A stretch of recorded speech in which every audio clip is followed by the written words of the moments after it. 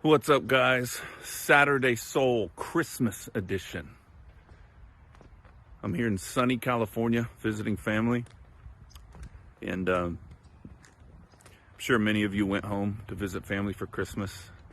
It's amazing to see family. And that word home, I started thinking about that word home. Remember years ago being in this town, an utter failure, complete mess internally, externally. And I was just crying out, calling out to God, are you real? Jesus Christ, are you real? These crazy Christians are talking about things like you're real. I need you to be real. And I had this experience after a couple weeks, and I describe it as like a liquid love poured into my soul, or liquid peace. And there's a scripture that talks about Jesus says that he came to give us living water. And they're spiritual terms, you know, it's something that happens inside that is just, you can't even describe it fully unless you've experienced it, but there's no words really. And so, you know, I was at my bottom, and then I felt all this peace. And I felt, another way I describe it was I felt like I was home for the first time, wandering in this world, you know, with success and failures and addictions and starting a family. All that stuff is just good and bad times, but I was there in a gutter, and I felt like I was home for the first time.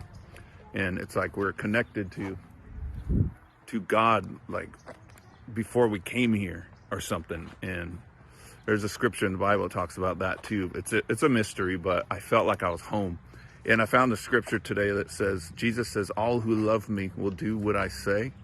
My Father will love them, and we will come and make our home with each one of them. It's crazy, man. I mean, the Christmas season, we're here. Jesus came. It is about healing. It's about forgiveness. But the main point for him coming, and the whole purpose of this, is for God to make his home in humanity. For God to reside inside of us. It's not a distant, there's not a distant God out there. There's a very present relational God. Through Christ, he comes and lives inside of us. And it's a interchanging of lives. Like he comes to live in us, and we come to live in him. He's at rest in our souls. We're at rest inside of him. And last thing I'll leave you with. Jesus says, because they love me, my Father will love them, and I will love them and reveal myself to each one of them. And that's what happened to me. If it wasn't real, I would not have grabbed a hold of this and been living it all these years. Best thing that ever happened to me. You start by believing, and then it turns into knowing.